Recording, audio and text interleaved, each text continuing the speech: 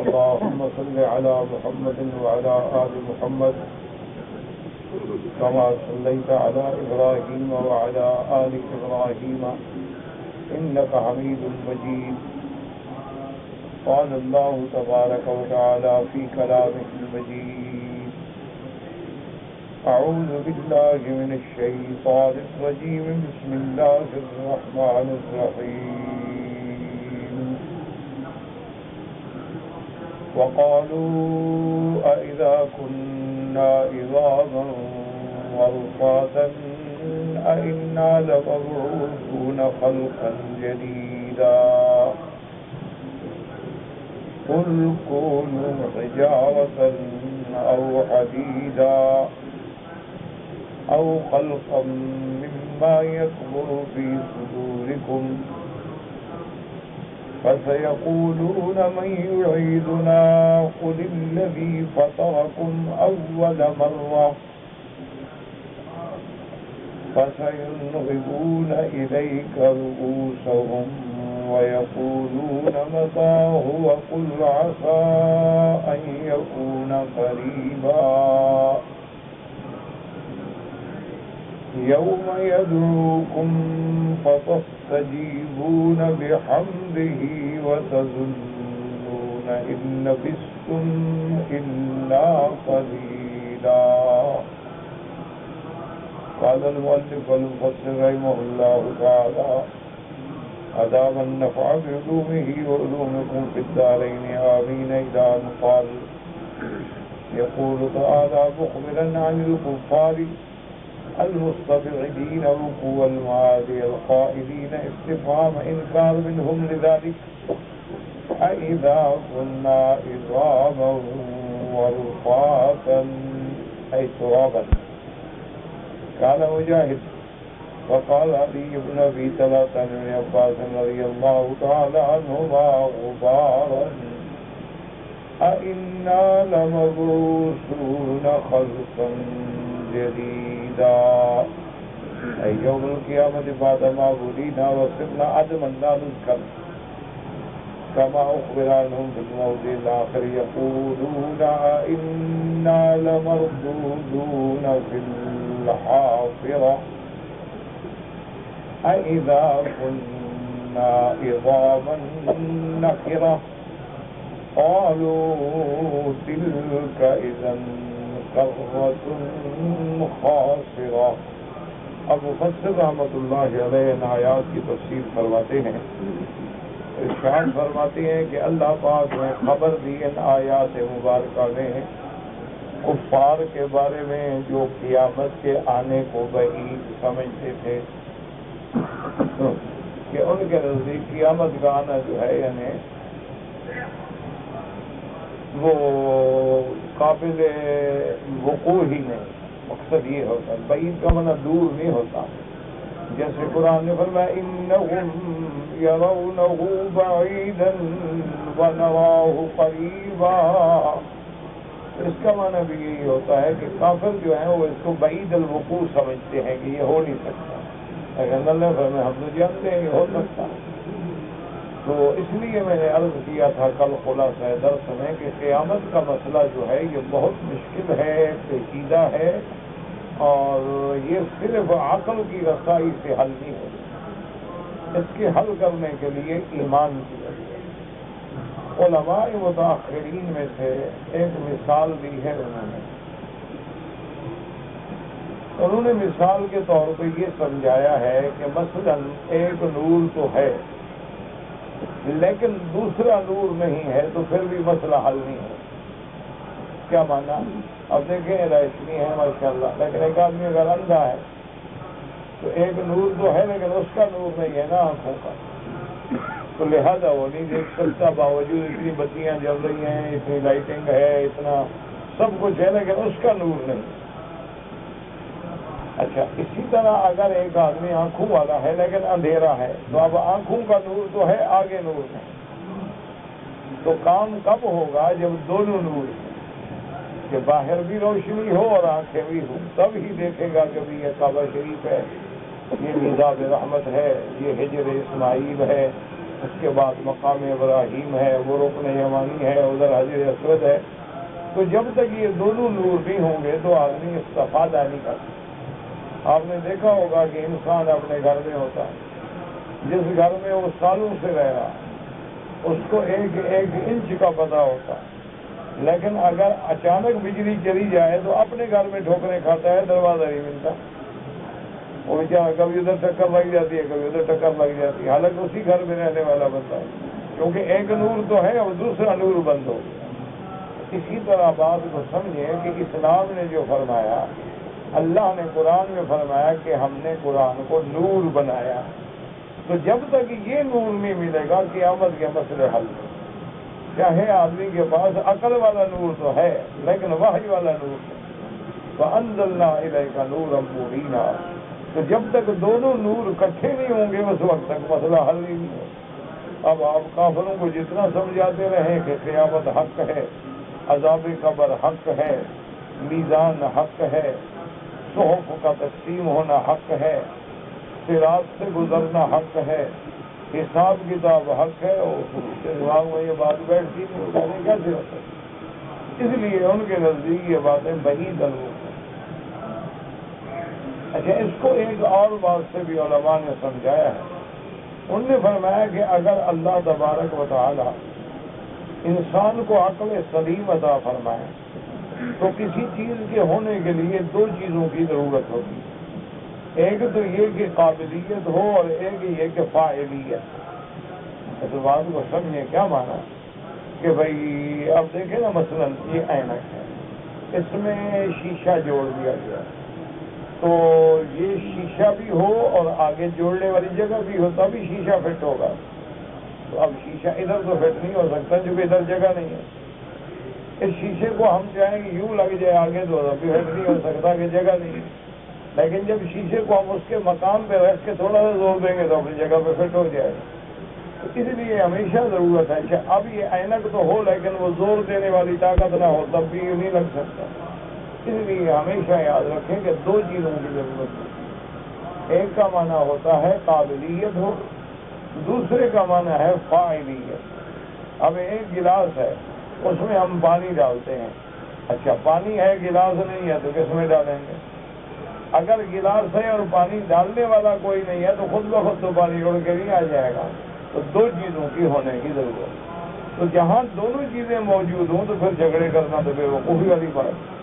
تو اب قابلیت کا معنی یہ ہے کہ اللہ نے ہمیں انسان بنایا، ہمارے اندر روح ہو. ہم نے زندگی میں کسی نے 50 سال گزارے، کسی نے 100 سال گزارے، اس کے بعد یہ روح جو تھی ہمارے وجود سے نکل گئی. تو یہ جگہ تو قابل ہے نا پھر روح کے لوٹانے، اس میں پہلے روح رہ چکا ہے، لہذا یہ قابلیت تو موجود ہے. اب دوسری چیز کیا ہے؟ فاعلیت. وہ اللہ کی طاقت کہ جس نے پہلے روح ڈالا تھا وہ دوبارہ ڈالنے میں بے پاتا ہے. تو جب قابل بھی ہو اور فاعل بھی ہو پھر انکار کرنے کا کیا معنی ہے؟ تو پھر انکار کرنا جو ہے بے وقوفی کی بات ہے. اسی طرح جیسے کسی آدمی کو یوں سمجھائیں، مثلا ایک آدمی کہتا ہے کہ جی قبر میں عذاب یا ثواب جو ہے وہ سمجھ نہیں آتا. کہ بعض قبریں تو ایسی ہیں نا جو بڑے لوگوں کی ہوتی ہیں نا، وہ تو باقاعدہ سیمنٹڈ اور باقاعدہ اندر اس کے کمرے بناتے ہیں اور پھر اس کو باقاعدہ چٹانوں سے بند کرتے ہیں، پھر پتھر لگاتے ہیں، سنگ مرمر لگاتے ہیں اور اس کو سیل کر دیتے ہیں. وہ شریعت میں یہ باتیں حرام ہیں. شریعت اجازت نہیں دیتی ہے کہ آدمی قبر کو پختہ بنائے. حضور صلی اللہ علیہ وسلم نے منع فرمایا کہ قبر کو پختہ بھی نہ بنایا جائے، وَأَن يُجَسَّسَ، اور قبر پہ کوئی رنگ شنگ اور چونا بھی نہ لگایا جائے، اور قبر کو جو ہے وہ اونچا بھی نہ بنایا جائے اور قبر پہ قبہ بھی نہ بنایا جائے. حضور صلی اللہ علیہ وسلم نے فرمایا کہ مسلمان کی قبر جو ہے وہ سادہ قبر ہو، زیادہ سے زیادہ ایک بالشت کے برابر اونچا کر دیں یا وہاں کوئی پتھر رکھ دیں تاکہ پتہ لگے کہ یہاں قبر ہے. کوئی آدمی قبر کی بے حرمتی نہ کر سکے، قبر کی توہین نہ ہو جائے. لیکن بہرحال بڑے لوگ ہیں، جیسے آج کل بڑے بڑے روضے بنے ہوئے ہیں یا بڑے بڑے بادشاہوں کے مزار بنتے ہیں، تو وہ لوگ تو پھر اپنے مزارات کو بھی اسی طرح بناتے ہیں نا جیسے محل بنانا ہو. تو اس کو جب وہ کہتے ہیں کہ ہم نے ہر طرف سے بند کر دیا تو فرشتے کیسے داخل ہو؟ وہ تو ہر جگہ سے بند ہے، وہ تو سیل ہے اور نہ کہیں سوراخ ہے، نہ کوئی اینٹ ٹوٹی ہوئی ہے، اور کیسے داخل ہو گئے فرشتے اس کا حساب کتاب کرنے کے لیے؟ اس قسم کے اشکالات کر کے لوگوں کو دھوکے میں ڈالتے ہیں۔ حالانکہ اصولی بات یہ ہے کہ آپ مجھے یہ سمجھائیں کہ انسان جو ہے میاں بیوی جب ملتے ہیں تو پانی ہے، وہ پانی ایک خاص مقام پہ جا کے ٹھہرتا ہے۔ اچھا، اب وہ ہمیشہ تو نہیں ٹھہرتا نا، جب اللہ چاہتے ہیں تو کوئی قرار پکڑتا ہے، ورنہ تو میاں بیوی اب دیکھیں کئی نوجوان جوڑے ہیں 20-20 سال گزر گئے اولاد نہیں ہوتی، تو اور بعض اوقات آدمی ہے مریض ہے بیچارے، وہ چلنے کے قابل نہیں، گھر میں کھانا نہیں اور بچوں کی لائن لگی ہوئی ہے اللہ کی رحمت۔ یہ تو ایک ایسا اللہ تعالیٰ کا نظام ہے۔ اچھا، اب جناب اس نطفے کو جہاں ٹھہرایا جاتا ہے کون ٹھہراتا ہے؟ اچھا، جب نطفہ ٹھہر گیا اب اس میں تبدیلی ہونی شروع ہو گئی، تو یہ تبدیلیاں کون کر رہا ہے اندر اندر؟ اچھا، تبدیلی کے بعد یہ ہے کہ بچے میں روح بڑھ گئی، روح کس نے ڈال دی؟ کیسے چلی گئی؟ وہ تو پیٹ کے اندر ہے اور رحم کے اندر ہے، بچے دانی کے اندر ہے، وہ تو 3 اندھیریوں میں ہے، تو وہاں کس ذات نے اس کے اندر روح پھونکا ہے؟ کیسے وہاں فرشتے پہنچے ہیں؟ تو اگر فرشتہ وہاں پہنچ سکتا تو قبر کی مٹی تو کوئی چیز بھی نہیں ہے، اس کا حاجب ہونا جو کیا ہے؟ کیونکہ قبر کو تو چلو سوراخ کرو مٹی میں، کوئی تکلیف نہیں ہوگی، پیٹ کو تو سوراخ نہیں کیا جا سکتا نا کہ سوراخ کر کے مریض کو فرشتہ داخل ہوتا ہے۔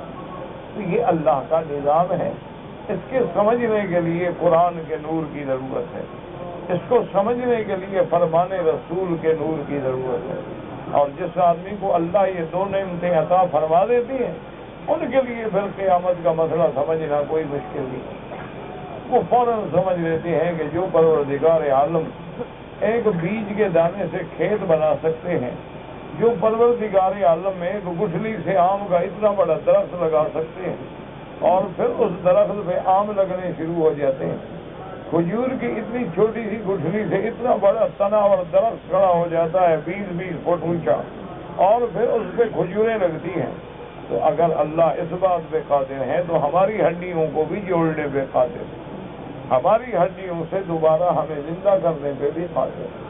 تو جس آدمی کا اللہ پہ ایمان ہو جائے، جس آدمی کو قرآن مقدس کی روشنی نصیب ہو جائے، جس آدمی کو حدیث رسول عربی صلی اللہ علیہ وسلم کی روشنی نصیب ہو جائے، اس کے لیے پھر یہ سارے مسائل جو ہیں وہ ایک پلک جھپکنے میں سمجھ آ جاتے ہیں، اور جو آدمی اس روشنی سے محروم ہے تو اس کی مثال تو وہی ہے کہ اندھا ہے، وہ دیکھ ہی نہیں سکتا تو بیچارہ کیا کرتا۔ اچھا، اب اندھے کا کام یہ ہوتا ہے کہ میں نہیں دیکھ سکتا تو دیکھنے والے کا ہاتھ پکڑ لوں، دیکھنے والے کا ہاتھ پکڑ لوں تو مجھے منزل پہ پہنچا دے گا، تو اس لیے جب کوئی جاہل عالم کا ہاتھ پکڑ لے گا تو مسئلہ سمجھ آ جائے گا، اسی طرح جب کوئی جاننے والے کے پاس آ جائے گا تو مسئلہ سمجھ آ جائے گا، لیکن وہ خود بھی نہ دیکھ سکے اور کہے میں نے ہاتھ بھی نہیں پکڑنا ہے، تو صاف بات ہے کبھی گٹر میں گرے گا، کبھی نالی میں گرے گا، کبھی کانٹے چبھیں گے، کبھی گر جائے گا، کبھی دیوار سے ٹکرائے گا، ٹھوکریں کھاتے کھاتے مر جائے گا۔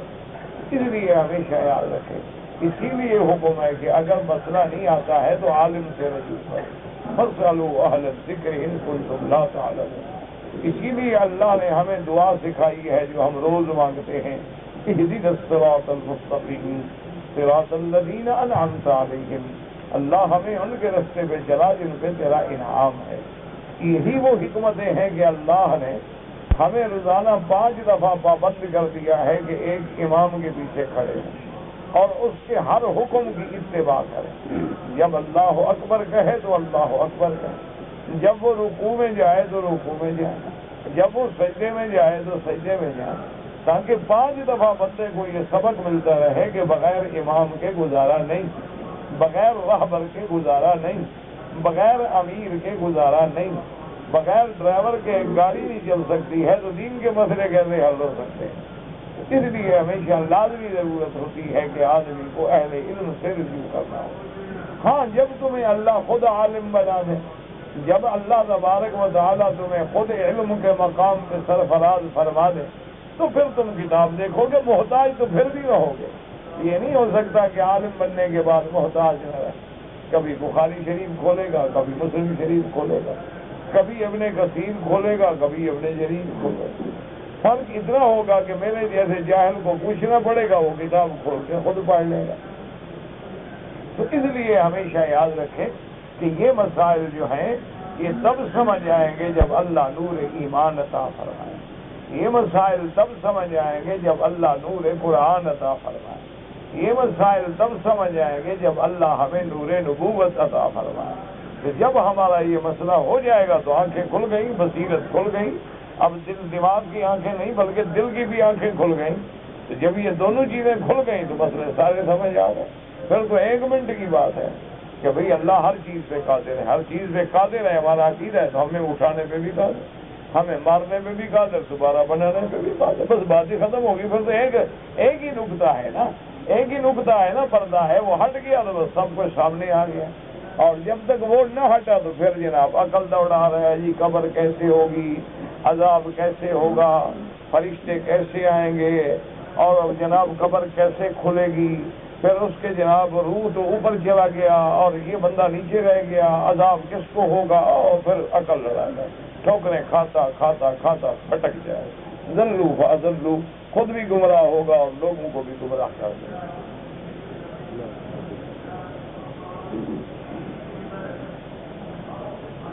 اس لیے اب دیکھیں مفسر رحمۃ اللہ علیہ فرماتے ہیں کہ اللہ نے کافروں کے بارے میں خبر دی، وہ جو کہہ رہے ہیں نا اَإِذَا كُنَّا عِظَامًا وَرُفَاتًا، مانا ہے استفہام انکاری سے، کیسے ہو سکتا ہے جب ہم ہڈیاں ہو گئے، گوشت گل گیا، اچھا ہڈیوں کے بعد بھی رفاتن مٹی ہو گئے، یا رفاتن کا معنی بعض مفسرین نے فرمایا غبار ہو گیا، جیسے مٹی بری کو غبار بن کے اڑ جاتا۔ اسی لیے ایک حدیث مبارک میں آتا ہے کہ ایک کافر جو تھا نا بدبخت، وہ سرکار دو عالم سیدنا محمد الرسول اللہ صلی اللہ علیہ وسلم کی خدمت میں آیا تو کیا کیا کہ قبرستان سے ایک پرانی ہڈی لے آیا، ایک بوسیدہ ہڈی کو پڑی تھی قبر کے پاس، وہ اٹھا کے لے آیا۔ حضور صلی اللہ علیہ وسلم کی خدمت میں آ کے کہنے لگا کہ دیکھیں یہ ہڈی ہے، میں قبرستان سے لایا ہوں، یہ دوبارہ زندہ ہوگی؟ حضور نے فرمایا نعم، ہاں ہوگی۔ تو اس نے کیا کیا کہ اس ہڈی کو ایسے ہاتھ سے مسلا نا، وہ ہڈی تو گل چکی تھی نا مٹی میں، وہ فوراً پاؤڈر بن گئی اور کر کے اڑا دیا۔ کہا اب بھی یہ زندہ ہوگی؟ حضور آپ فرماتے ہیں فرمایا نعم یبعث، بالکل زندہ ہوگی۔ تو اسی کو اللہ نے قرآن میں اور سورۃ یاسین پڑھتے ہیں نا اس واقعے کا ذکر کیا۔ اللہ نے فرمایا اولم یر الانسان انا خلقناه من نطفة فاذا هو خصیم مبین۔ اللہ نے فرمایا دیکھو اس انسان کو جس کو میں نے ایک گندے پانی سے پیدا کیا ہے، جب بن گیا آپ جھگڑالو ہو گیا، جناب جھگڑے کا تھا۔ ضرب لنا مثلا، اب مثالیں دیتا ہے کہ یہ ہڈی یہ گل گئی، یہ پاؤڈر بن گئی، دوبارہ کیسے ہوگی؟ ونسی خلقہ، یہ بدبخت اپنا پیدا کرنا بھی بھول گیا کہ جو تمہیں پیدا کر چکا ہے وہ دوبارہ کیوں نہیں بنا سکتا؟ ضرب لنا مثلا ونسی خلقہ قال من یحیی العظام وہی رمیم قل یحییها الذی انشأها اول مرة وهو بكل خلق علیم۔ کہتا ہے کہ یہ ہڈی کو سیدھا کیسے؟ اللہ نے فرمایا دیکھو بے وقوف، جس ذات پاک نے تمہیں عدم سے پہلے وجود بخشا ہے وہی ذات دوبارہ پیدا کرنے کے لیے قادر ہے۔ تو اللہ تبارک و تعالیٰ کے لیے کیا مشکل ہے جو تمہارے دماغ میں بات جو ہے نہیں بیٹھ رہی ہے؟ لیکن جب اللہ انسان کو بنا دیتے ہیں، انسان بن جاتا ہے تو پھر خدا کے سامنے بھی اکڑتا ہے۔ اسی لیے حضرت علی فرماتے تھے یتعجب من الانسان، کہ انسان سے مجھے بڑی تعجب آتی ہے، کیف یتکبر اولہ نطفۃ مضرہ وآخرہ جیفۃ قذرہ وبینہما حامل عذرہ۔ فرمایا اس بندے پہ تعجب آتا ہے کیسے اکڑتا ہے، میں خدا کو نہیں مانتا، نبی کو نہیں مانتا، میں قرآن کو نہیں مانتا۔ چھوڑو جی مولوی صاحب ہم تمہاری بات نہیں مانتے۔ مولوی صاحب کے کو باپ کی بات ہوتی ہے، مولوی صاحب بیچارہ تو یا قرآن نقل کرے گا یا حدیث نقل کرے گا، یا زیادہ سے زیادہ صحابہ کا قول پیش کرے گا یا کسی ائمہ کا قول پیش کرے گا، لیکن تکبر ہے۔ تو حضرت علی فرماتے ہیں کہ دیکھو جس بندے کی ابتدا جو ہے وہ کیا ہے، نطفہ ہے، گندا پانی، اور انتہا کیا ہے کہ مر جائے گا تو جیفا ہو کے بدبودار ہو جائے گا، اور جب تک زندہ رہے گا تو پیٹ میں گندگی اٹھا کے پھرے گا، پتہ نہیں کس بات پہ اکڑتا، کس بات پہ تکبر کرتا۔ حضرت علی رضی اللہ تعالیٰ عنہ فرماتے تھے کہ حیرت ہوتی ہے اس بندے پہ جو تکبر کرتا ہے، کہ جس بندے میں روزانہ اپنی گندگی پہ بیٹھنا ہو، تکبر کس بات؟ جس بندے میں روزانہ اپنے پیشاب پہ بیٹھنا ہو، کس بات کا تکبر کر رہا ہے؟ جب انسان کی حقیقت ہی اتنی ہے، اسی لیے لکھتے ہیں نا کہ ایک دفعہ ہارون الرشید شکار کھیلتے ہوئے بھٹک گیا۔ شکار تو شکار ہوتا ہے نا، شکار کھیلتے کھیلتے راستہ بھول گیا۔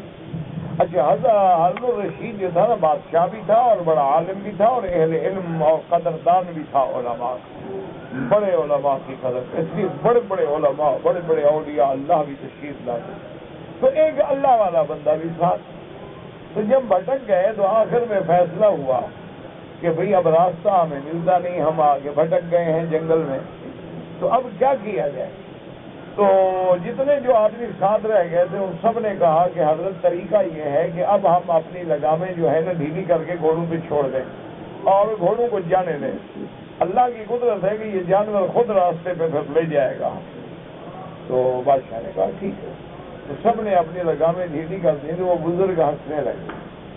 تو بادشاہ نے کہا کس بات میں ہنس رہے؟ نے کہا بس اب ہمارا عقل جواب دے گیا، اب گھوڑا ہم سے زیادہ عقل والا ہو گیا نا، یہ تو ہماری قیمت ہے، تو اکڑتے کس بات پہ ہیں؟ دیکھو اب جانور کو عقل ہے، ہم انسانوں کو عقل نہیں۔ اچھا وہ گھوڑے چلتے چلتے نکلتے ادھر ادھر سے جنگل سے نکال کے لے گئے، تو آگے ایک بستی نظر آئی، بادشاہ نے پانی مانگا تو جلدی سے پانی لے آئے، تو بادشاہ نے گلاس پکڑا تو اس اللہ والے نے کہا کہ ٹھہر جائیں ادھر، وہ ٹھہر گئے۔ فرمایا کہ اس وقت اگر کوئی آدمی آپ سے اس گلاس کے بدلے میں معاوضہ مانگے کہ جی میں ایسے نہیں دوں گا، مجھے دو کیا دیتے ہو، تو آپ کیا دے سکتے ہیں؟ کہا میں آدھی سلطنت دے دوں گا۔ انہوں نے کہا اچھا پی لیں۔ جب پانی پی لیا تو کہا اچھا بادشاہ سلامت، اگر اب یہ پانی نیچے سے نکلے ہی نہ پیشاب بن کر تو پھر کتنا دیں گے؟ انہوں نے کہا پھر باقی آدھی بھی دے دوں گا۔ تو انہوں نے کہا سمجھ لو یہی قیمت ہوتی ہے، بس اسی لیے میں نے آپ کو سمجھا نا۔ اس لیے حضرت علی فرماتے تھے کہ مجھے حیرت ہوتی ہے انسان سے کہ کس بات کا تکبر کرتا ہے۔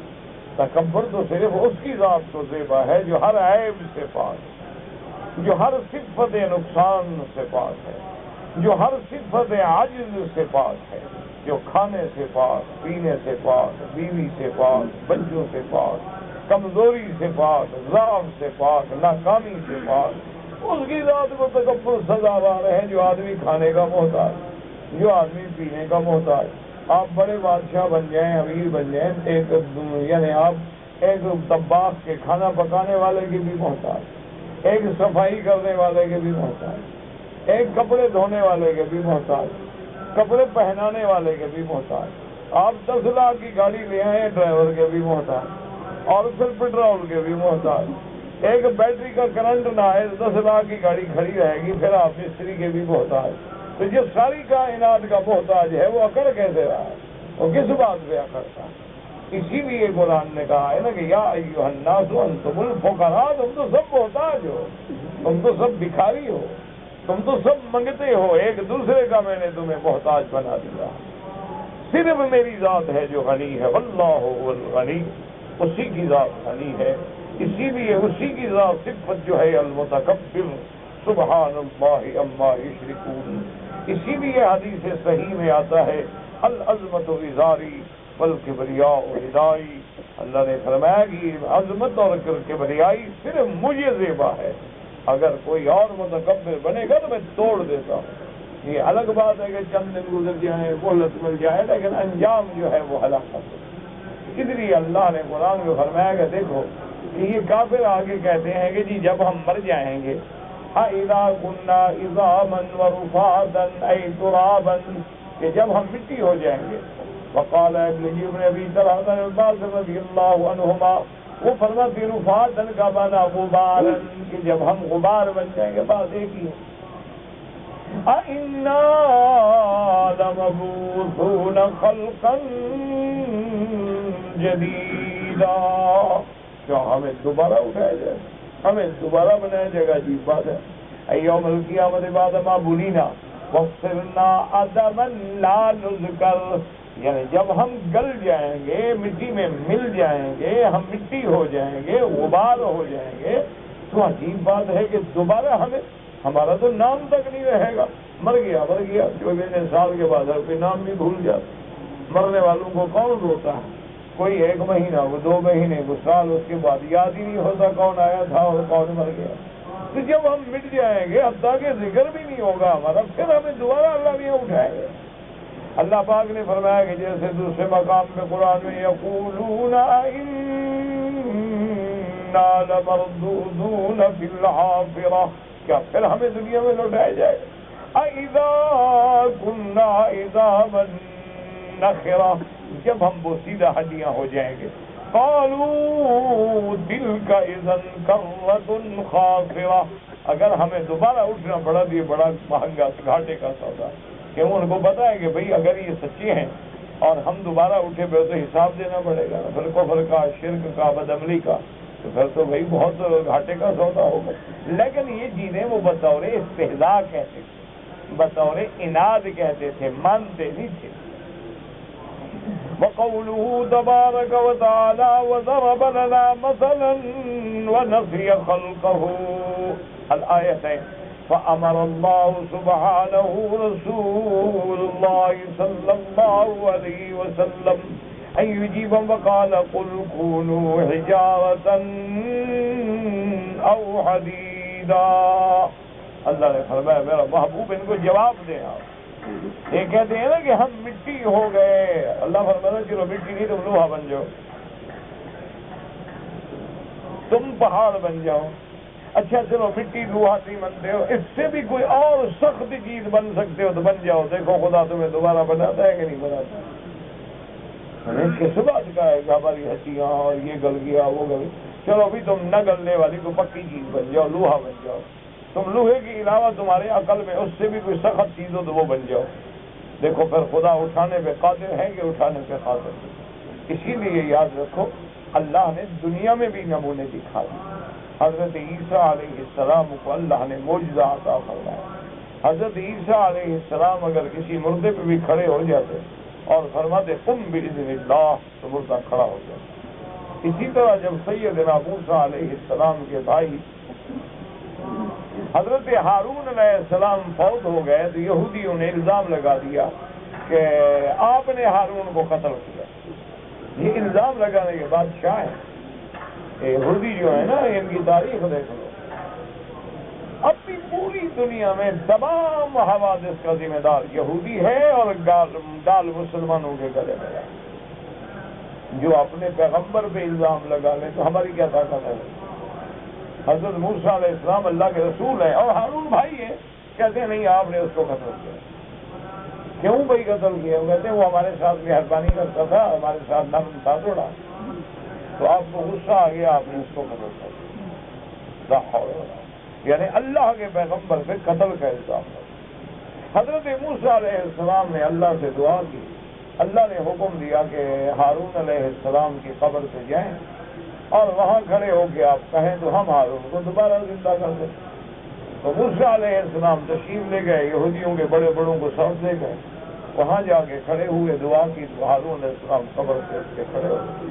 انہوں نے کہا بدبختوں مجھے تو کسی نے نہیں مارا، میں تو اپنی موت مرا. اسی لیے اللہ پاک کبھی کبھی نمونہ بھی دنیا میں دکھا دے تاکہ کوئی منکر، کوئی دہریہ یہ نہ کہہ سکے کہ جی مرنے کے بعد کسی کو دوبارہ زندہ کرنے کی کوئی مثال موجود ہے. تو اللہ نے مثالیں بھی دنیا میں دے دی تاکہ کوئی انکار نہ کر. اسی طرح آپ دیکھیں نا جی، کہتے ہیں جی عذاب قبر ہوتا ہے یا قبر میں آرام ہوتا ہے، تو کبھی کبھی اللہ اس کا نمونہ بھی دکھا دے. کئی لوگوں کی قبریں جو ہیں کھولی گئی تو سانپ بھرے ہوئے، کئی لوگوں کی قبروں سے آگ برستی، کئی لوگوں کو قبر میں دفن کرتے اور قبر باہر پھینکتے. تو ایسے نمونے بھی اللہ دنیا میں دکھا دیے. اسی طرح کئی لوگوں کی قبریں کھولی گئیں اور سال ہر سال کے بعد معلوم ہوتا تھا ابھی لیٹ رہے، ابھی سو رہے، ابھی ان کو کسی نے سنایا داڑھی پہ تیل بھی چمک رہا، تو معلوم بھی نہیں ہوتا تھا کہ ان بیچاروں کو کچھ ہوا ہے. اس لیے اللہ تبارک و تعالیٰ دونوں نمونے دنیا میں دکھا دیتے، عذاب کا نمونہ بھی دکھا دیتے اور رحمت کا مہینہ بھی دکھا دیتے. اسی لیے امام بخاری رحمۃ اللہ علیہ، اللہ ان کی قبر پہ کروڑوں رحمت ہے، وہ جب فوت ہوئے تو ان کی مٹی سے خوشبو آئی. اسی طرح حضرت لاہوری رحمۃ اللہ علیہ جب فوت، اسی طرح حضرت محمد موسیٰ رحمۃ اللہ علیہ جو شیخ الحدیث سے لاہور فوت ہوئے تو ان کی قبر سے بھی اللہ نے خوشبو پیدا کی. تو اللہ نمونہ دکھا دیتے ہیں، لیکن اب نہ ماننے والا تو اس کی مرضی ہے. نبی اب ایک آدمی کا رات نہیں ہے تو آپ کیا کرنا ہے؟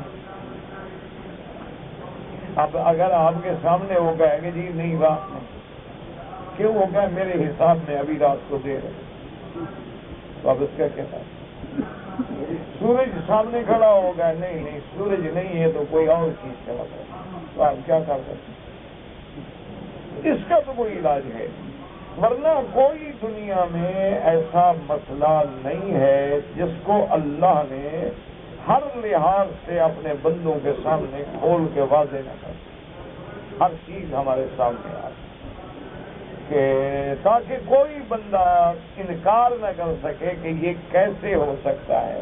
اب اللہ نے حضرت داؤد علیہ السلام کو معجزہ عطا فرما دیا تھا. آپ دیکھتے ہیں کہ لوہا کتنی سخت سیدھا کرتے ہیں، لیکن اللہ نے معجزہ دیا وَعَلَنَّا لَهُ الْحَدِيدَ، اللہ نے ان کے ہاتھوں میں لوہے کو نرم کر، وہ لوہا ایسا نرم ہو گیا کہ جیسے چاہتے ہوئے جیسے چاہتے کھڑا بنا رہے، یوں پکڑ لیا یوں پکڑ لیا، جدھر جاؤ مڑ گیا. اللہ نے ان کے ہاتھ میں لوہے کو نرم کر. اسی لیے روایات اسرائیلیہ میں ہے، اللہ اعلم، کیونکہ کتب اسرائیلیہ میں جو روایات ہوتی ہیں ان پہ اعتماد نہیں ہوتا، لا نصدق ولا نکذب، صرف معلومات کے لیے نقل کی جاتی. تو کہتے ہیں کہ جب فرشتوں نے دیکھا کہ پہاڑ بن گئے، انہوں نے کہا اللہ یہ پہاڑ تو بڑی سخت ہے، اس سے بھی کوئی زیادہ سخت چیز آپ نے پیدا کی ہے؟ تو پہاڑ تو بڑا سخت، یہ تو پتھر مارو تو بندے کا سر پھاڑ. اللہ نے فرمایا ہاں اس سے بھی زیادہ سخت. انہوں نے کہا اللہ میاں وہ کیا چیز ہے جو پہاڑوں سے سخت ہے؟ فرمایا لوہا ہے. میں نے لوہا پیدا کیا ہے، لوہے صرف لوگ پہاڑوں کو مار مار کے ریزا ریزا کرتے ہیں. انہوں نے کہا اللہ میاں ٹھیک ہے لوہا بھی بڑی سخت بلا ہے. اچھا لوہے سے بھی کوئی سخت چیز ہے؟ اللہ نے فرمایا ہاں بالکل. اللہ میاں وہ کیا چیز ہے؟ فرمایا وہ آگ ہے، لوہے کو آگ میں ڈالو پانی بن جائے گا، یہ تو لوہے کو پگھلا دے گی. ہاں اللہ میاں واقعی یہ آگ بڑی سخت بلا، لیکن آگ سے بھی کوئی زیادہ تکڑی چیز ہے؟ اللہ نے فرمایا ہاں بالکل وہ بھی میں نے پیدا کی ہے. ملائکہ نے کہا اللہ میاں وہ کیا چیز ہے؟ آگ تو جو چیز ڈالو جلا دیتی ہے. اللہ نے فرمایا پانی ڈالو بن جائے گی. تو پانی میں اس کے اندر زیادہ طاقت. تو ملائکہ پھر حیران ہو گیا، انہوں نے کہا اللہ میاں واقعی پانی میں تو بڑی طاقت ہے، آگ کو بھی بجھا دیتا ہے، لیکن پانی سے بھی کوئی زیادہ طاقت والی چیز ہے؟ انہوں نے ہاں میں نے وہ بھی پیدا کی ہے. میں نے کہا وہ کیا چیز ہے؟ فرمایا ہوا چلے گی تو پانی بھی خشک ہو جائے. جب ہوائیں چلتی ہیں تو پانی کو ادھر ادھر تقسیم کر کے خشک کر دیتی.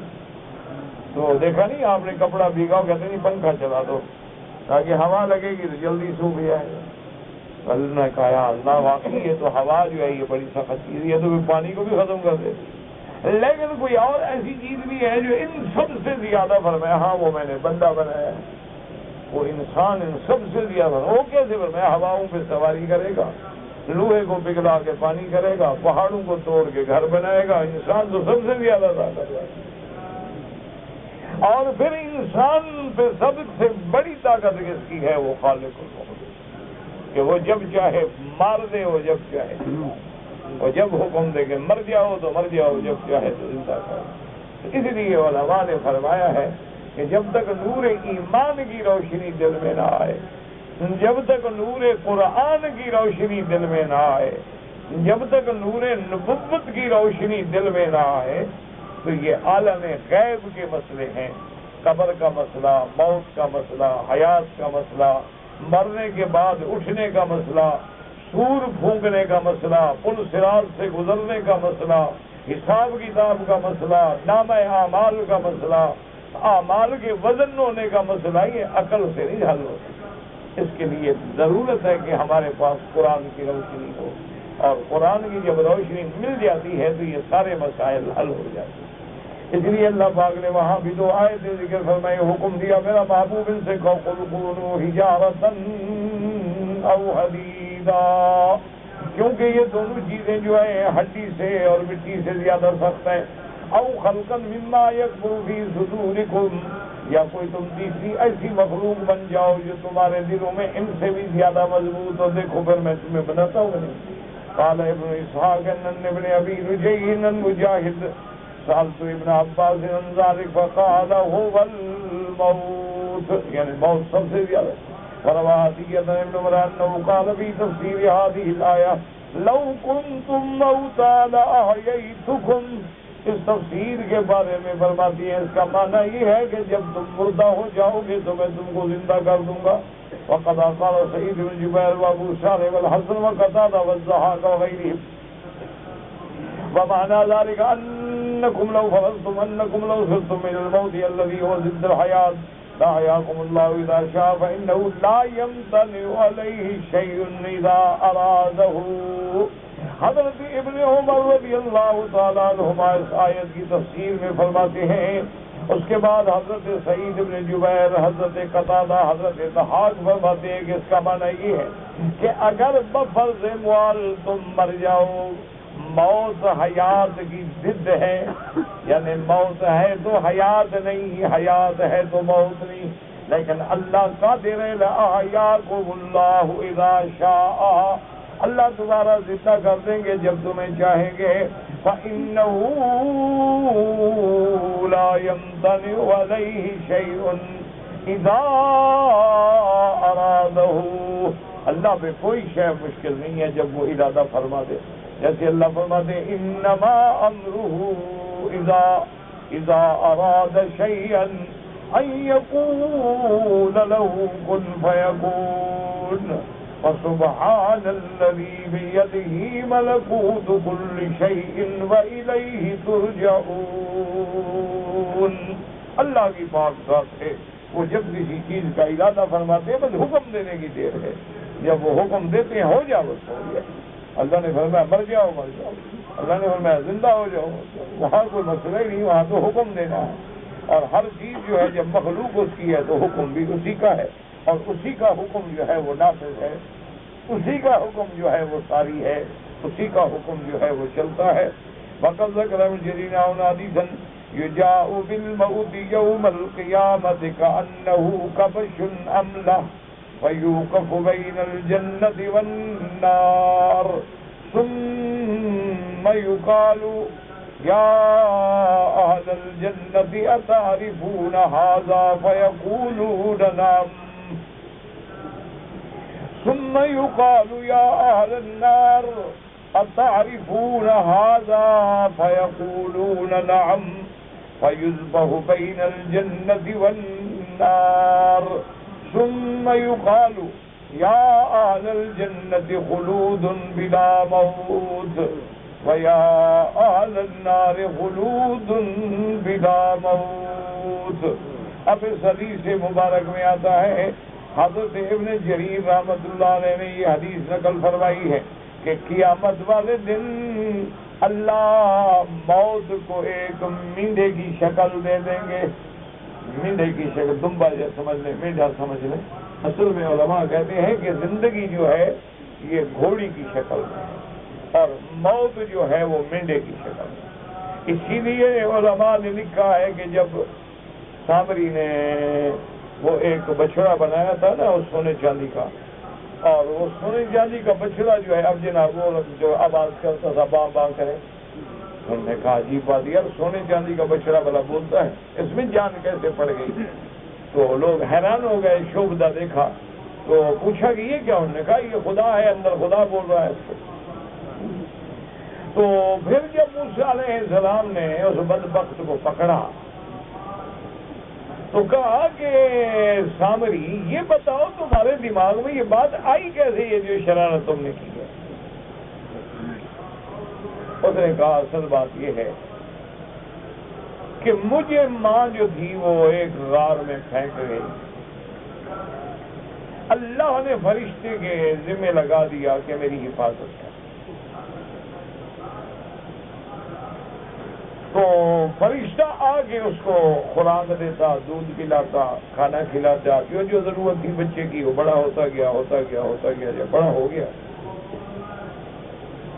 تو اس نے دیکھا کہ جبریل علیہ السلام جس گھوڑی پہ سوار ہو کے، وہ انسان کی شکل میں آتے تھے، تو گھوڑی پہ سوار ہو کے آتے ہیں تو وہ گھوڑی جب ایسے پاؤں رکھتی ہے نا، پھر پاؤں اٹھاتی ہے، تو اگر سوکھے گھاس پر بھی پاؤں رکھے تو وہ سخت ہو جاتا ہے۔ تو سامری کے دماغ میں آ گئی ہے حرکت، اس نے کہا کوئی بات تو ہے نا، اس کے پاؤں میں کوئی چیز تو ہے کہ مردہ کو زندہ کر رہی ہے، تو اس نے وہ مٹی اٹھا کے رکھ لی، تو جب وہ سونے چاندی کا بچڑا بنایا تو وہ مٹی ڈال دی، وہ زندہ ہو گیا۔ تو اس نے جناب آوازیں دینی شروع کی، لوگوں نے سمجھا خدا آ گیا، جیسے شعبدہ باز دکھاتے ہیں نا، تو وہ بھی تو ایک شعبدہ باز تھا، حرامی نسل تھا، ماں زنا سے پیدا ہوا، پہاڑ پہ پھینک گئی۔ تو اس لیے موت کی بھی ایک شکل ہوگی اور حیات کی بھی ایک شکل۔ موت کی شکل جو ہے کبشن املح، املح کہتے ہیں اصل میں نمکین، ملے سے ہے نا، جن کی آنکھوں میں سیاہی ہو نا تو آنکھیں بڑی نمکین ہوتی ہیں نا، بڑی اچھی لگتی ہیں، تو وہ جب لایا جائے گا تو اس کے بعد اس کو جنت اور جہنم کے درمیان میں کھڑا کر دیں۔ اللہ پاک اہل جنت کو فرمائیں گے کہ اہل جنت جانتے ہو یہ کیا ہے؟ انہوں نے کہا ہاں اللہ میاں موت۔ اس لیے معلوم ہوا کہ پہلے ان کو یہ علم دیا جائے گا، ان کو بتلایا جائے گا بھی موت اس شکل اور حیات جو ہے وہ اس شکل، اور یہ فیصلہ بھی اس وقت ہوگا کہ جب جنت والے جنت میں، جہنم والے جہنم میں، جنہیں نکلنا وہ نکل گئے، یعنی بعض عذاب والے گناہگار ہوں گے بیچارے، رگڑا کھگڑا کھا کے نکل جائیں گے اللہ کی رحمت سے، تو اب صرف کافر بچیں گے جو مشرک ہیں، کافر ہیں، جن نے ہمیشہ جہنم میں رہنا ہے، تو اب اللہ حکم دیں گے میں موت کو لے آؤں۔ اب اللہ اہل نار کو بلا کے پوچھیں گے التعرفون ھذا، جانتے ہو یہ کیا ہے؟ انہوں نے کہا ہاں اللہ میاں یہ موت ہے۔ اللہ حکم دیں گے کہ موت کو ذبح کرو، تو موت کو گویا موت آ گئی۔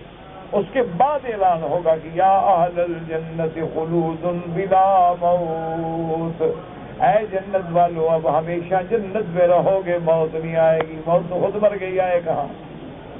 اور اہل نار کو حکم ہوگا کہ یا اہل النار خلود بلا موت، اے کافرو مشرکو جہنمیو اب ہمیشہ جہنم میں رہو گے اور کوئی موت نہیں آئے گی، کیونکہ موت کو موت آ گئی ہے۔ تو اب جنت والے ہمیشہ جنت میں اور جہنم والے ہمیشہ جہنم میں۔ دعا کرو اللہ ہمیں جنت والا بنائے اور جہنم سے بچائے۔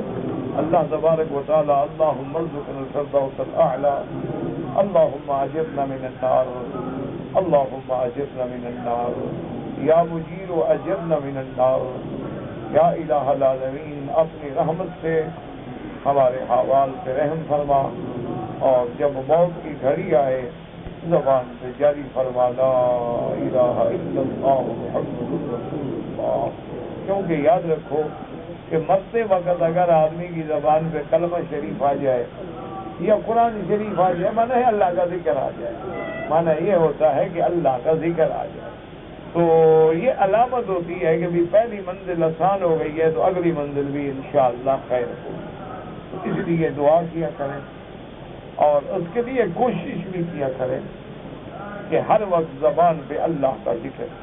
اسی لیے آپ نے دیکھا ہے نا کہ اولیاء اللہ رات دن مشق کراتے ہیں، ذکر کرو ذکر کرو ذکر کرو، اور ایسے حالات پیدا ہو جائیں کہ تیرا دل بھی ذکر کرے، تیری روح بھی ذکر کرے، تیری سانس بھی ذکر کرے، تاکہ ہر حال میں ذکر ہو اور موت جو ہے وہ اللہ کے ذکر سے آتی ہے۔ تو جب اللہ تبارک و تعالیٰ کی رحمت ہوتی ہے تو اللہ تبارک و تعالیٰ توفیق بھی عطا فرماتے ہیں، اور عجیب موت ہے، اللہ کے آگے کوئی مشکل نہیں۔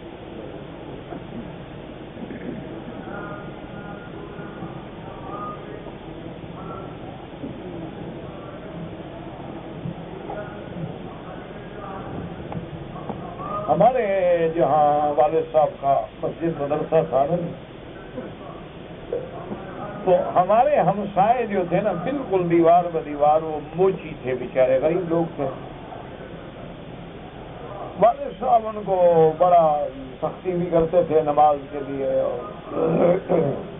بہت غریب لوگ تھے بیچارے، یہ جوتے سیتے اور سلائی کر کے بیچارے، اور اس زمانے میں جوتا کیا ہے، 2-4-5 روپے تو ہمیں یاد ہے ہم چھوٹے چھوٹے ہوتے تھے تو کوئی لسی لینے آ گیا، کوئی روٹی لینے آ گیا، بچیاں ان کی لڑکیاں ان کی سب ہمارے گھروں میں آ کے کام بھی کرتی، پڑھتی، کھیلتی، لسی وسی بھی لے جاتی۔ لیکن اللہ کی شان ہے، پتہ نہیں وہ مسجد کے ہمسائے ہونے کا اثر تھا یا والد صاحب رحمت اللہ علیہ کی صحبت کا اثر تھا یا ان کے رات دن قرآن کے درس اور ذکر اللہ کا اثر تھا کہ جس پہ موت آئی نا جی، نرالی موت، مرد ہے یا عورت ہے، موت ایسی شان والی آئی ہے، بلا رہا ہے ابھی گواہ ہو جاؤ میرے کلمے۔ اور جس بندے نے دیکھا ہے، یعنی ہم نے تو چھوٹے تھے تو کہتے ہیں کہ مرنے کے بعد ایسے گلاب کی طرح چہرے کھل جاتے جب اللہ راضی ہو نا۔ میرے بھائی بھی تھے، ساتھی بھی تھے، دوست بھی تھے، زندگی کا ہم نے ایک بڑا حصہ اکٹھے گزارا ہے۔ اللہ اکبر، ضیاء القاسمی رحمت اللہ علیہ، اب وہ بیچارے قبر میں چلے گئے، انہوں نے بڑا زندگی کا ایک دور دیکھا ہے خطابت کا۔ اللہ کا شکر ہے کہ اللہ نے اس وقت بھی توحید کے کام کرنے کی توفیق دی، عظمت صحابہ پہ کام کرنے کی توفیق دی، اپنے بڑی جلسے کانفرنسیں اور تکلیفیں اور سکھ دکھ بڑے کچھے دیکھے۔ تو مجھے میں بڑی ذمہ دار آدمی نے بتایا کہ جب ان کی موت کا وقت آیا تو گھر والوں نے کچھ ڈاکٹر بلائے تھے، فیصلہ آباد میں ان پہ موت آئی ہے تو لاہور سے کوئی ڈاکٹر بلائے گئے بڑے بڑے، تو وہ ڈاکٹر صاحبان آئے، انہوں نے دیکھا تو ڈاکٹر نے اپنے جونیئر کو آرڈر کیا کہ جلدی جلدی فلاں فلاں انجیکشن تیار کرو، جلدی کرو، کہ قاسمی صاحب کی حالت جو ہے وہ بڑی مخدوش ہے، تو ہم کوشش کرتے ہیں، باقی شفا تو اللہ کے ہاتھ۔ تو اس نے اپنے جونیئر سے کہا کہ جلدی جلدی میرے بیگ سے فلاں انجیکشن نکالو، فلاں نکالو، فلاں نکالو، اور جلدی کرو اور تیار کرو۔ جلدی جلدی سے وہ سرنجیں نکالی اور اس کے کاغذ پھاڑے اور انجیکشن بھرا۔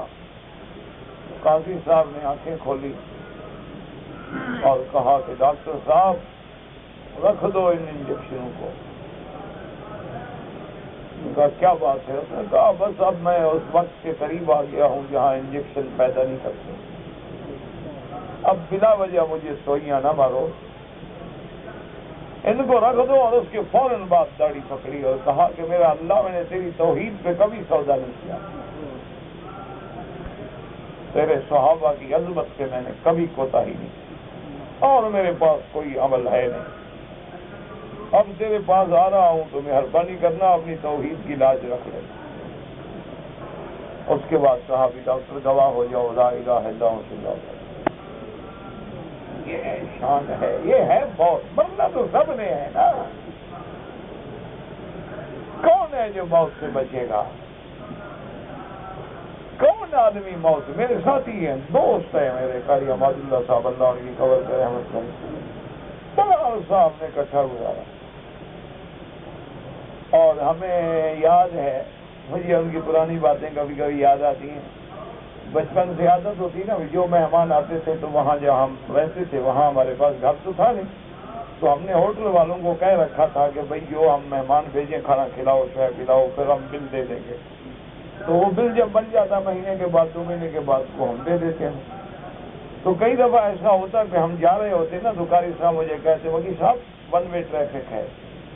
تو میں سمجھ جاتا کہ ادھر سے نہ جائے, وہ پیسے دینے آٹو والے کے, وہ مانگے گا, پیسے تو ہیں نہیں جیب میں, تو اس کو کہاں سے دیں گے. تو پھر گلی دوسری جاتے ہیں تاکہ شرمندگی تو نہ ہو.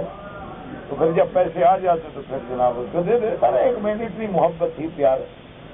تو مسجد ساجدین میں انگلینڈ میں نماز پڑھ رہے ہیں اور سجدے میں جان نکل رہے. اس سے بڑا خاتمہ کیا ہو. سبحان ربی الاعلی, سبحان ربی الاعلی. اللہ اس لیے دعا کریں اللہم اجعل خیر ایامنا آخرہا. یا اللہ موت تو آنی ہے لیکن ذلت کی موت سے بچا, سوء القضاء سے بچا, اور خاتمہ ایمان پہ فرما, اور جتنے بیمار ہیں شفا عطا فرما.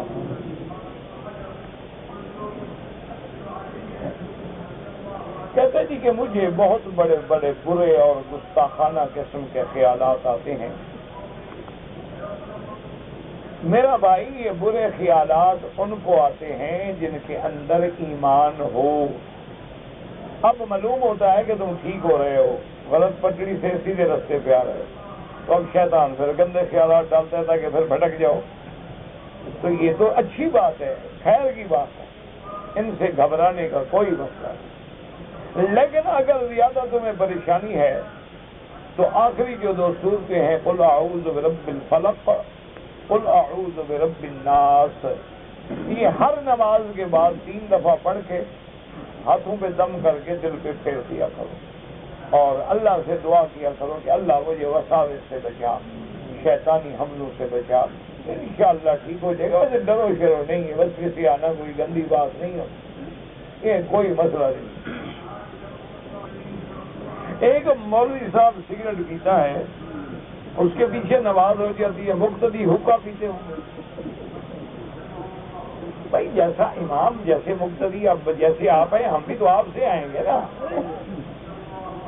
پہلے اگر امام اولیاء اللہ ہوتے تھے تو مقتدی بھی ولی اللہ ہوتے. باقی سگریٹ پینا بہت بڑا گناہ ہے. اللہ سے دعا کریں اللہ اس کو بھی, ہر مسلمان کو تمباکو سے, سگریٹ سے, بلاؤں سے بچائے. لیکن یہ نہیں کہ نماز نہیں ہوتی, نماز ہو جاتی, نماز سب کے پیچھے ہو جاتی ہے. اب مصیبت یہ ہے کہ مقتدی کو نہ اپنی سگریٹ کا خیال ہے, نہ کسی مقتدی مولوی کی سگریٹ میں نظر ہے بیچارے.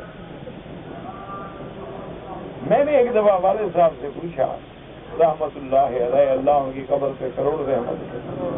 میں نے کہا حضرت یہ کیا بات ہے, ہر آدمی کہتے ہیں فلاں مولوی میں ہے, فلاں مولوی دیکھو جی صبح کو نہیں اٹھتا, فلاں مولوی جو ہے تہجد نہیں پڑھتا, فلاں مولوی سگریٹ پیتا ہے, فلاں مولوی کا کپڑا جو تھا نا آج ہم نے دیکھا وہ گھٹنے سے نیچے نظر آ رہا تھا, فلاں مولوی کی گھڑی بہت مہنگی تھی, فلاں مولوی نے پتھر بڑا قیمتی پہنا ہوا تھا. یہ ہر وقت مولوی مولوی, ہم مولوی کیوں عذاب میں آ گئے.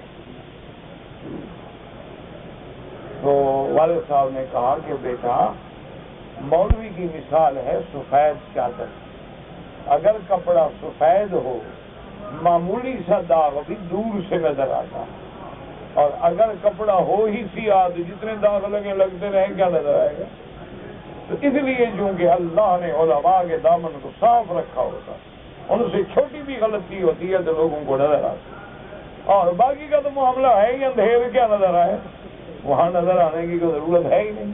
اسی لیے ہر آدمی مولوی پہ نظر رکھتا ہے, اور یہ بھی اللہ کی رحمت ہے کہ اتنی آنکھیں ہم پہ نظر رکھتی ہیں تب ہم گناہوں سے بچے ہوئے ہیں. اور ہم کوئی فرشتے ہیں, ہم کوئی گناہوں سے پاک ہیں, کوئی معصوم لوگ ہیں.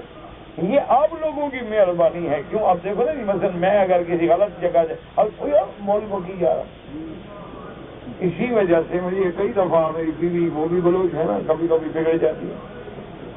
یہ تو اصل ہوتا ہے نا خاندان کا. تو انہوں نے کہا کہ آپ نے ہمیں اتنا عرصہ ہو گیا کبھی طواف تک نہیں کرا, حج کے طواف میں بھی بھاگ جاتے ہیں اپنے ساتھیوں کو لے کے.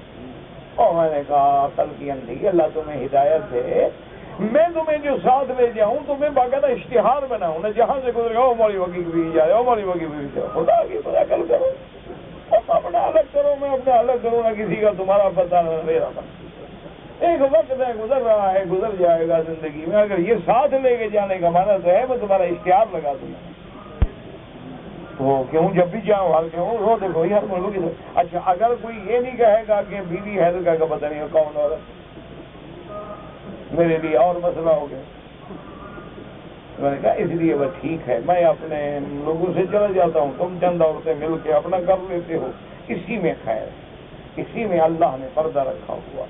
کسی کو پتہ نہیں ہوتا کہ یہ کون ہے، یہ کون ہے، یہ کون ہے. یہ لوگ تو سمجھتے ہیں نا میں کبھی پاکستانی کپڑے پہن لیتا ہوں، کبھی سندھی ٹوپی، کبھی بلوچی ٹوپی. اللہ جانتا ہے میری نیت یہ نہیں ہوتی، صرف یہ ہوتا ہے کوئی پہچانے نہ، بس ختم ہے، ٹھیک ہے، سبق ہو گیا الحمدللہ. اس کے بعد کیا ہر وقت پیر بنے رہو اور مولوی بنے رہو اور جبے اور کبے اور آگے پیچھے خلیفے اور ہٹو بچو ہٹو بچو ہٹو بچو، ورنہ یہ تماشے میں بہت آتے ہیں. لیکن اللہ ان فتنوں سے بچائے، اللہ ہمیں اپنی رضا نصیب کرے، اللہ ہمیں تواضع نصیب کرے، اللہ تبارک و تعالی ہمیں اپنی عاجزی نصیب کرے. ورنہ یہ بہانے اور یہ مداری بننا تو کوئی مشکل مسئلہ ہے ہی نہیں. آج کل تو ایک خواب سناؤ تو لاکھوں روپے وصول کر. انا للہ و انا الیہ راجعون. کہتا جی کہ میں دوسری شادی کرنا چاہتا ہوں تو کیا پہلی بیوی سے اجازت لینا ضروری ہے؟ تم نے پھر شادی نہیں کرنی. جو پہلی بیوی سے پوچھتا ہو وہ شادی کرے گا؟ یا پہلی بیوی دنیا میں ایسی پاگل پیدا ہوئی ہے جو کہے دوسری شادی کر لو؟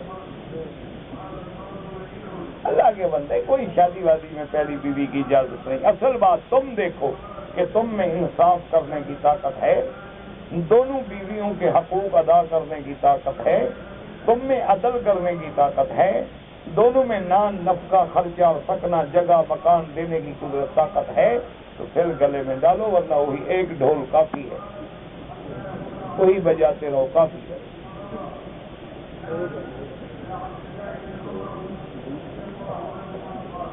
کہتے جی کہ پاکستان میں جو بینک ہیں وہ سود کا کام کرتے ہیں، ہر جگہ بینک سود کا کام کرتے ہیں پاکستان میں. تو میں بینک میں نوکری کرتا ہوں، آپ نوکری اس وقت تک کرتے رہیں جب تک دوسری جگہ نہ ملے، دوسری جگہ ڈھونڈیں، تلاش کریں. جب دوسری جگہ نوکری کا ذریعہ بن جائے فوراً چھوڑ. جب مجبور ہیں آپ اپنے کام کے پیسہ لیتے ہیں، آپ تو سود نہیں لے رہے ہیں، آپ تو اپنی نوکری کا بدل لیتے ہیں. لیکن کوشش کریں ایسے لانتی اداروں سے بچ جائیں.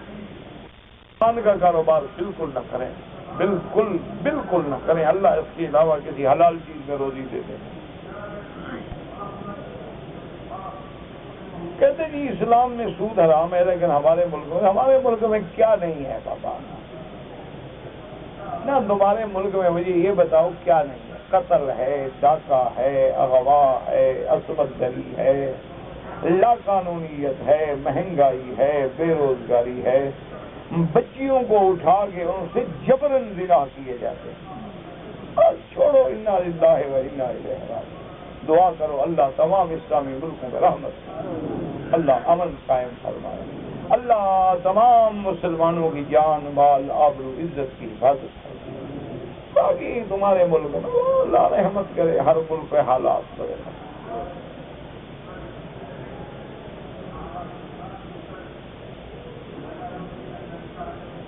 کہتے جی کہ میرے ماں باپ نے میری شادی کسی امیر گھرانے میں کرا دی، تو میری بیوی گھر کا کام شام نہیں کرتی. کوئی بات نہیں، تم نوکرانی رکھ لو.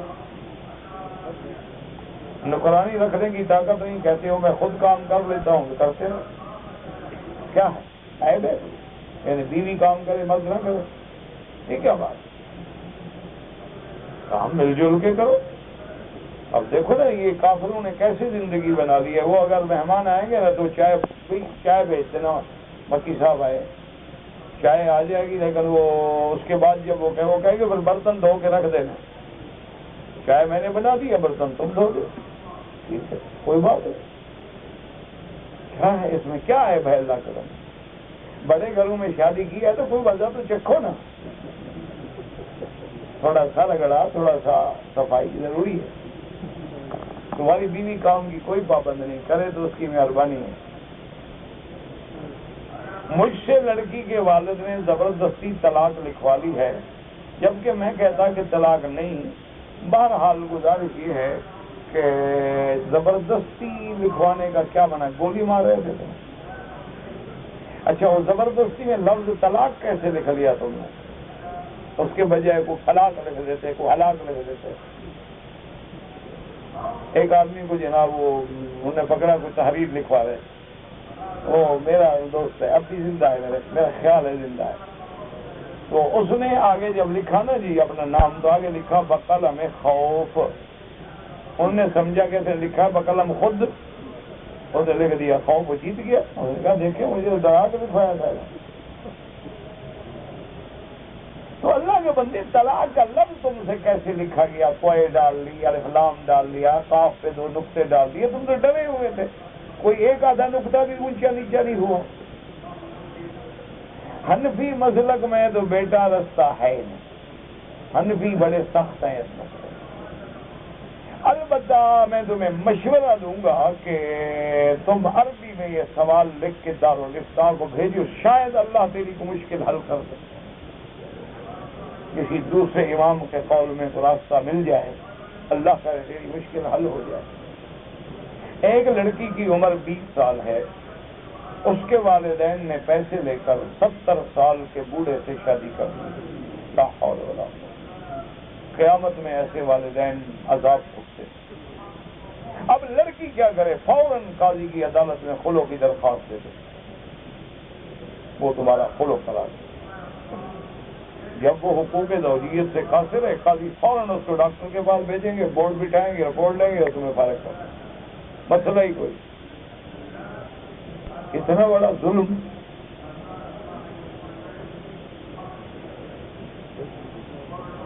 پہلے عمرے کے بعد میں نے گنج کروا دیا، اسرا پھروا دیا. 8 دن کے بعد پھر میں نے عمرہ کیا تو پھر میں نے کینچی سے بال کاٹے. کینچی میں کیا کاٹا تھا تم نے؟ ایک بکری دم ادا کرو. دوبارہ بھی تمہیں اس طرح پھروانا تھا.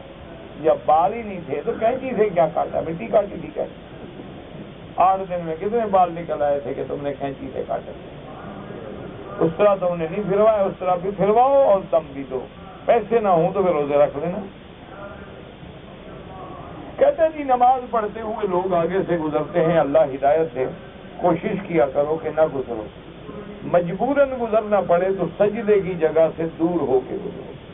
اور لوگ نماز طواف میں پڑھ کے فوراً کھڑے ہو جاتے ہیں سنتیں پڑھنے کے لیے، وہ راستہ روکتے ہیں. گزرنے والے پہ گناہ کوئی نہیں ہوگا، ان پہ گناہ ہوگا جو نماز میں کھڑے ہو گئے. کہتے جی بہت عرصہ پہلے میں نے ایک منت مانی تھی لیکن مجھے یاد نہیں. تو مجھے یاد ہے. نہیں، منت تم نے مانی تھی تو میں کیا کروں؟ تمہیں تو یاد ہی نہیں تو مجھے کیا پتا. بس بھول جاؤ یا صدقہ خیرات کرو.